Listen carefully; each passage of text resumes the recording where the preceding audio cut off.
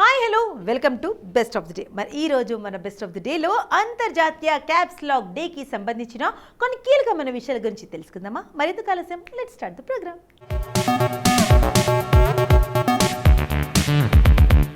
మీ keyboard యొక్క caps lock key గురించి మీరు ఎప్పుడైనా ఆలోచించారా? ఈ అంతర్జాతీయ క్యాప్స్ లాక్ రోజున దాని గురించి ఆలోచించాల్సిన సమయం ఇది. క్యాప్స్ లాక్ కీ మా కీబోర్డ్లో చాలా ముఖ్యమైనది. దీనికి జూన్ 28 మరియు అక్టోబర్ 22న కేవలం 1-2 ముఖ్యమైన రోజులు మాత్రమే కేటాయించబడవు. అయితే ఈ రోజు మనం జూన్ 28న అంతర్జాతీయ క్యాప్స్ లాక్ డే గురించి మాట్లాడుకుంటున్నాం. సాఫ్ట్వేర్ డెవలపర్ డెరెక్ అర్నాల్డ్ టైపోగ్రఫికల్ కన్వెన్షనల్లో సరదాగా మాట్లాడేందుకు అంతర్జాతీయ క్యాప్స్ లాక్ డేని సృష్టించారు. కానీ మేము ఇంటర్నెట్ స్నేహితులను మరియు సహోద్యోగులను రెచ్చగొట్టి అన్ని క్యాప్స్ లాక్ వ్రాయడం సరైన మర్యాద కాదని అవగాహన పెంచే రోజు అయింది.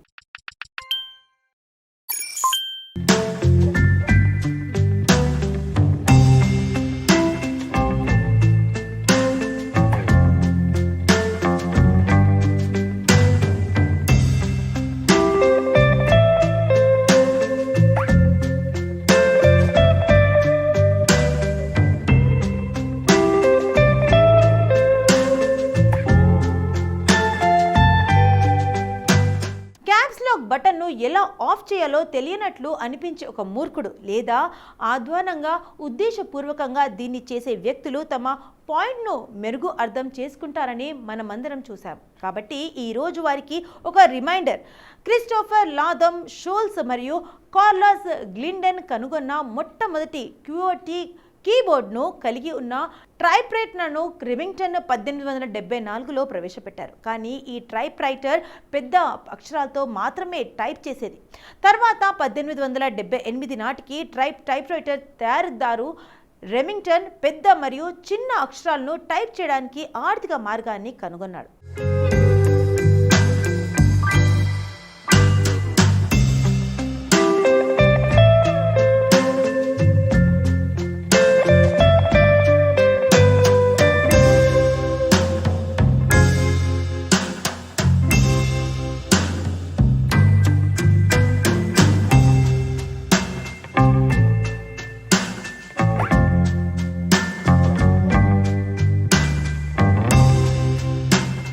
కాగితంపై అక్షరాలను తాకిన లోహపు ముక్క అయిన ప్రతి టైప్రైటర్పై అప్పర్ మరియు లోయర్ కేస్ వంటి 2 చిహ్నాలు లేదా అక్షరాలను ఉంచడం ద్వారా ఇది అలా చేసింది.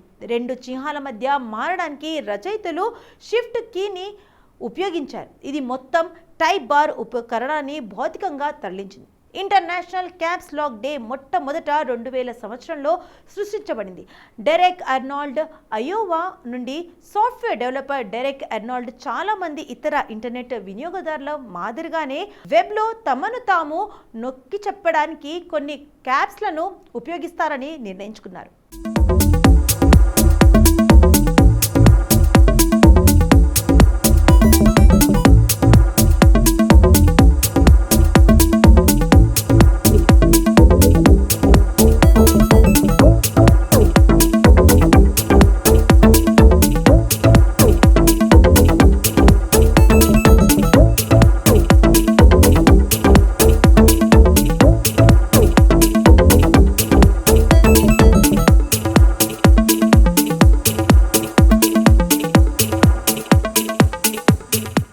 చూసారుగా, అంతర్జాతీయ క్యాప్స్ లాక్ డేకి సంబంధించిన కొన్ని కీలకమైన విషయాల గురించి తెలుసుకున్నారు కదా.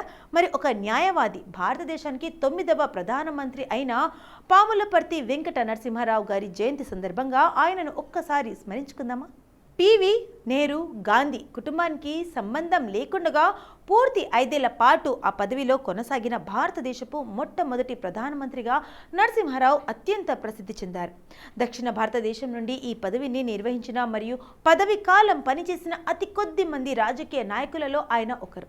5 లక్షల మందితో ఎన్నికల్లో గెలుపొంది నరసయ్య కొత్త రికార్డు సృష్టించారు. ప్రధాన ఆర్థిక సంస్కరణలలో అమలు చేయడం మరియు భారతదేశ భద్రతను ప్రభావితం చేసిన అనేక దేశీయ సంఘటనల అతను రాజకీయ రంగంలో తన సమయంలో సాధించిన విజయాలలో కొన్ని మాత్రమే. భారత్కే భవితనిచ్చి వెళ్ళిపోయావా, కానరాని లోకాలకు చేరువయ్యావా మామదికే మరపురాని తెలుగు తేజమా జోహార్లు జోహార్లు జోహారులు జోహార్లు జోహార్లు జోహారులు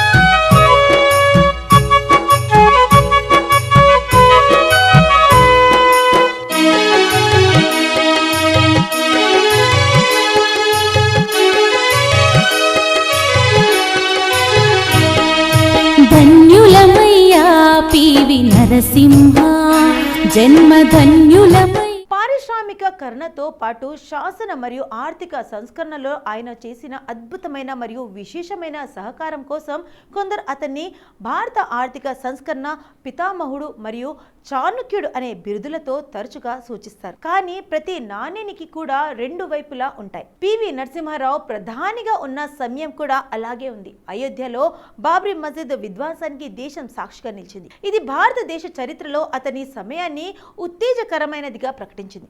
అదనంగా కుంభకోణాల్లో మరియు అవినీతి ఆరోపణల ఫలితంగా అతను ఎక్కువగా మాట్లాడబడ్డ వ్యక్తి.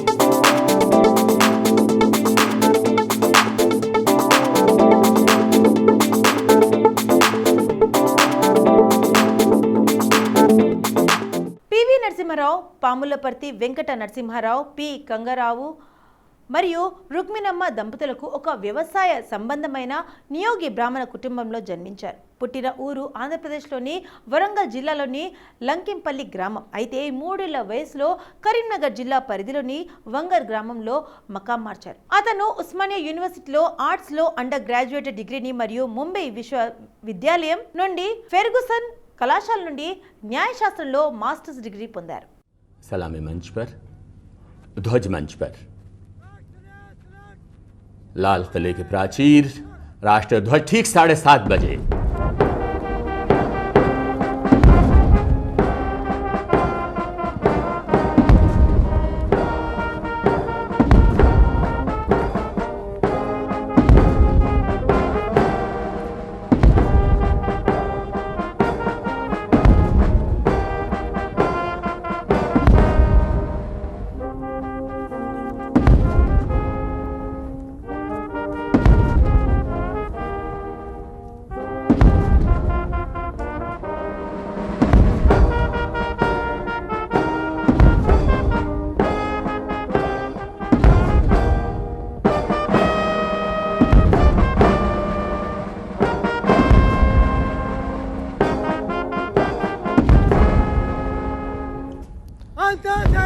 इक्कीस तोपें गरज गरज कर राष्ट्रीय ध्वज को सलामी दे रही हैं और जयघोष कर रही हैं आज भारतीय लोकतंत्र का, उसके स्वाधीनता दिवस पर। प्रिय देशवासियों, आज स्वतंत्र भारत की 49वीं वर्षगांठ के शुभ प्रभात के पावन वेला में मैं आप सबको हार्दिक बधाई देना। అతని మాతృభాష తెలుగు కాగా నరసింహ తన మరాఠీని చాలా సులభంగా మాట్లాడగలడు. 8 భారతీయ భాషలతో పాటు English, French, Arabic, Spanish, German, Greek, Latin మరియు పర్షియన్ భాషలపై గట్టి పట్టు ఉంది. తన దూరపు బంధువులైన పాములపర్తి సదాశివరావు సిహెచ్తో కలిసి 40వ దశకంలో కాకతీయ దిపత్రిక పేరుతో తెలుగు వారపత్రిక రాయడం ప్రారంభించారు. రాజా నరేంద్ర, దేవులపల్లి దామోదర్రావు, నరసింహారావు మరియు సదాశివ జే విజయ్ పేరుతో వ్యాసం రాశారు. आज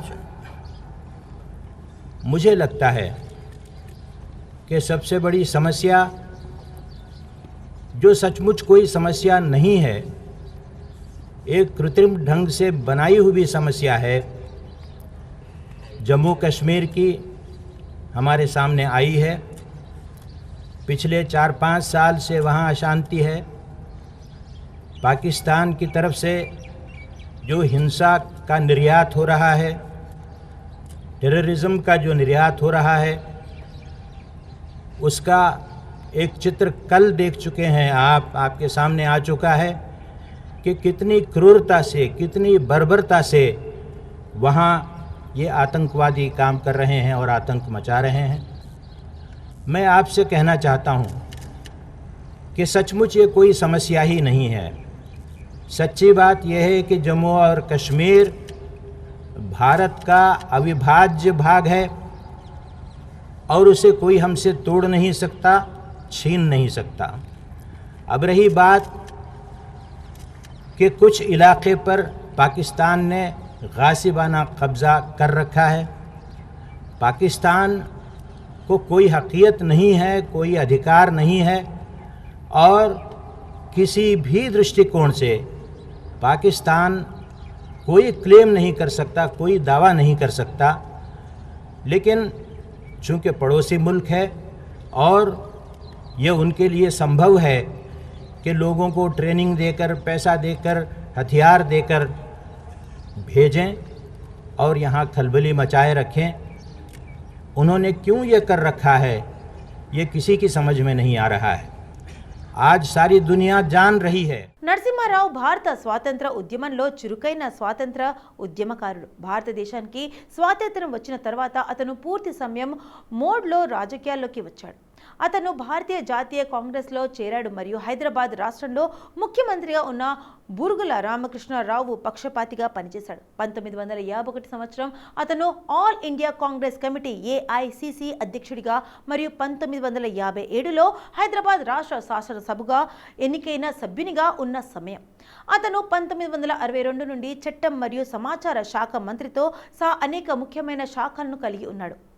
ఆంధ్రప్రదేశ్ ప్రభుత్వంలో భాగంగా 1964 నుండి 1967 వరకు లా అండ్ అడోన్మెంట్స్, 1967లో హెల్త్ అండ్ మెడిసిన్ మరియు 1968 నుండి 1971 వరకు విద్యా వరంగా పనిచేశారు. ఆంధ్రప్రదేశ్ అంతటా వివిధ మంత్రి పదవుల్లో పనిచేసిన తర్వాత నరసింహారావు 1971లో ఆంధ్రప్రదేశ్ ముఖ్యమంత్రిగా ఎన్నికయ్యారు. काम शुरू किया इतने बड़े पैमाने पर, तो शायद ये जो रवैया था वो कम हो जाएगा। एक हद तक कम हो भी गया, लेकिन अब लगता है कि फिर उन्हीं का फ़ायदा उठाने की कोशिश हो रही है। मैं बड़ी विनम्रता से कहना चाहता हूँ कि धर्म और राजनीति को मिलाने की कोशिश कभी भी कामयाब नहीं होगी। उससे न धर्म धर्म रहेगा, न राजनीति राजनीति रहेगी, दोनों भी बिगड़ जाएंगे। फिर एक बार पुनर्विचार करें और जो हमारी रोज़ी रोटी के सवाल हैं, हमारे राष्ट्र के जो सवाल हैं, राष्ट्रीयता के जो सवाल हैं, राजनीतिक जो सवाल हैं, उन पर हम चर्चा करें। उनकी चर्चा करते हुए उनका हल ढूंढने की कोशिश करें, न कि फिर धर्म की तरफ वापस जाएं। धर्म अपनी जगह है, राजनीति अपनी जगह है। एक और सवाल उठा है पर्सनल लॉ का, वैयक्तिक कानून का, इसको भी उठाया गया है। मैं आपसे कहना चाहता हूँ कोई नई बात नहीं है। जब हमारा संविधान बना था तब भी संविधान परिषद में ये बात हुई थी, ये बात उठी थी और डॉक्टर अंबेडकर ने जिन्हें श्रेय जाता है हमारे संविधान की रचना का। उन्होंने खुद कहा था कि हम केवल अधिकार लेना चाहते हैं, इसका मतलब ये नहीं है कि इसको यूनिफॉर्म बनाएंगे, ऐसा नहीं हो सकता है। इसमें कई कठिनाइयां हैं। ये नहीं कि हम संविधान को नहीं मानते, संविधान को मानते हैं, लेकिन जो कठिनाइयां हमारे सामने हैं और 40 साल से उन कठिनाइयों का हमें तजुर्बा हो चुका है, उनके चलते हमारी प्राथमिकता क्या है, आज हमें किस बात पर ज़्यादा जोर देना है, किस पर अपना ध्यान केंद्रित करना है, इसका तारतम्य हमारे सामने होना चाहिए। मैं ये समझता हूँ कि आज हमारे यहाँ कई लोगों ఆయన ఎన్నికైన ముఖ్యమంత్రి పాత్రకు ఎన్నికైన బ్రాహ్మణుడు కావడం చాలా మందికి ఆశ్చర్యం కలిగించింది. 1969లో భారత జాతీయ కాంగ్రెస్ రద్దయిన తర్వాత నరసింహారావు ఇందిరాగాంధీకి మొగ్గు చూపారు మరియు ఎమర్జెన్సీ అంతటా మరియు ఆమె మరణించిన తర్వాత కూడా ఆమెకు విధేయుడిగా ఉన్నారు. 1985లో అతను ప్రతి ఇందిరాగాంధీ మరియు రాజీవ్ గాంధీ నుండి మంత్రివర్గంలో అనేక శాఖలను కలిగి ఉన్నదున్న అతను భారతదేశం అంతటా అపారమైన ప్రజాదరణ పొందాడు. అతను 1980 నుండి 84 వరకు విదేశాంగ మంత్రిగా, 1984లో హోం వ్యవహారాల మంత్రిగా మరియు 1984 మరియు 85 మధ్య రక్షణ మంత్రిగా పనిచేశారు. తరువాత సంవత్సరాల్లో అతను 1985లో మానవ వనరుల అభివృద్ధి మంత్రిగా నియమించబడ్డారు. रहे कि हमारी पॉलिसी बदल गई है, हमारी नीति बदल गई है, लेकिन किसी ने हम पर भरोसा ही नहीं किया। जो भी प्रगति हुई है कोई 2.5-3 साल की है, उससे अधिक की नहीं है। तो मैं आपके सामने ये आंकड़ा रखूं तो मैं समझता हूं आपको संतोषजनक लगेगा कि 68,000 करोड़ का पूंजी यहाँ निवेश हुआ है, 68,000 करोड़ का। और हमारे जो सार्वजनिक क्षेत्र है उसमें भी हमने कोई 25,000 के करीब निवेश किया है। तो कुल मिलाकर हमारा उद्योग आज बड़े ज़ोरों से चल रहा है, आगे बढ़ रहा है। हम क्या कर रहे हैं? अपने पैसे से हम सारे कार्यक्रम जितने गरीबों के हो सकते हैं, गरीबी को हटाने के जितने पहलू हो सकते हैं, उन सारे पहलुओं पर हमने कार्यक्रम शुरू कर दिया है। आप देखेंगे कि 91 में हम कुछ नहीं कर पाए क्योंकि हमारे पास पैसा नहीं था। 92 से हमने शुरू किया और 92 से शुरू करके जो हमने योजनाएं शुरू की, वो सारी योजनाएं ऐसी हैं, सबकी सब ऐसी हैं जो गरीबों से संबंधित हैं, गरीबी हटाने के कार्यक्रम से संबंधित हैं। 92 में 1 जनवरी को मैंने संपुष्ट सार्वजनिक वितरण प्रणाली का आगाज़ किया था, उद्घाटन किया था बाड़मेर में, राजस्थान के एक ज़िले में। इसका मतलब ये था कि जो हमारे देश में कोई 1700-1800 ब्लॉक बहुत ही गरीबों के हैं, या तो पहाड़ी इलाके होंगे या रेगिस्तानी होंगे या आदिवासी होंगे, और इसी प्रकार के इलाके जहां बहुत ही गरीब लोग बसते हैं, उन पर हमने ध्यान केंद्रित किया और वहां खाने पीने की वस्तुओं को पहुंचाने के लिए एक बड़ा सुनिश्चित कार्यक्रम हमने तैयार किया। 1987లో జైల్ సింగ్తో కలిసి నరసింహారావు భారత రాష్ట్రపతి పదవికి పోటీ పడుతున్నట్లు వార్తలు వచ్చాయి. వివిధ రకాల బాధ్యతలను నిర్వహించిన నరసింహారావు 1991లో రాజకీయాల నుంచి రిటైర్మెంట్ తీసుకున్నారు. కానీ ప్రధాని రాజీవ్ గాంధీ హత్యకు గురైనప్పుడు నరసింహారావుకు తిరిగి వచ్చే అవకాశం వచ్చింది. 1991 ఎన్నికల్లో కాంగ్రెస్ అత్యధిక స్థానాలను గెలుచుకున్న పార్టీ ఇది మెజారిటీ ప్రభుత్వాన్ని నియంత్రించడానికి వీలు కల్పించింది. నరసింహారావు 21వ ఏట మే 21, 1991న అధికారానికి స్వీకరించారు. నెహ్రూ గాంధీ కుటుంబ వెలుపల వరుసగా 5 సంవత్సరాల దేశానికి సేవ చేసిన మొట్టమొదటి వ్యక్తిగా నిలిచారు. अनाज की कोई कमी नहीं है, कोई 3.5 करोड़ टन अनाज हमारे पास मौजूद है, उसमें से हम अनाज देंगे और हमारे बच्चों को पौष्टिक आहार देने की कोशिश कर रहे हैं।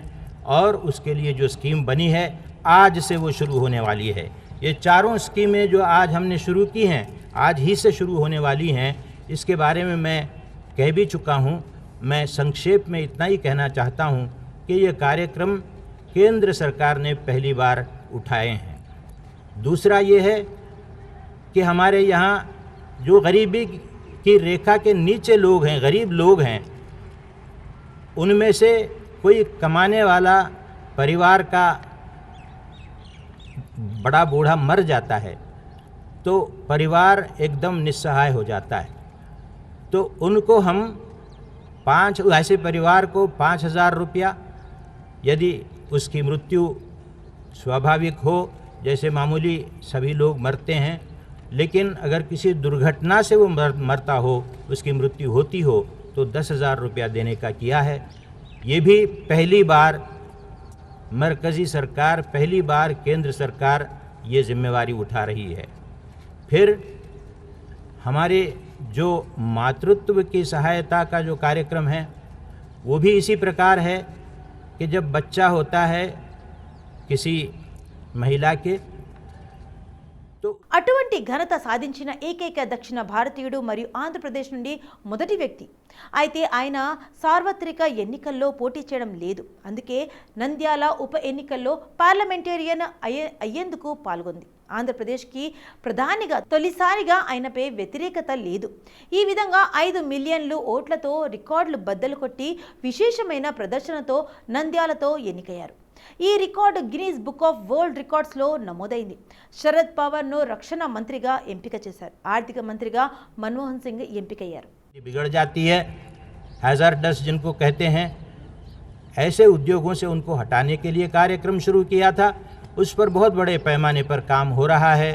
आज 1 साल से वो चल रहा है और इसकी प्रगति बहुत अच्छी है।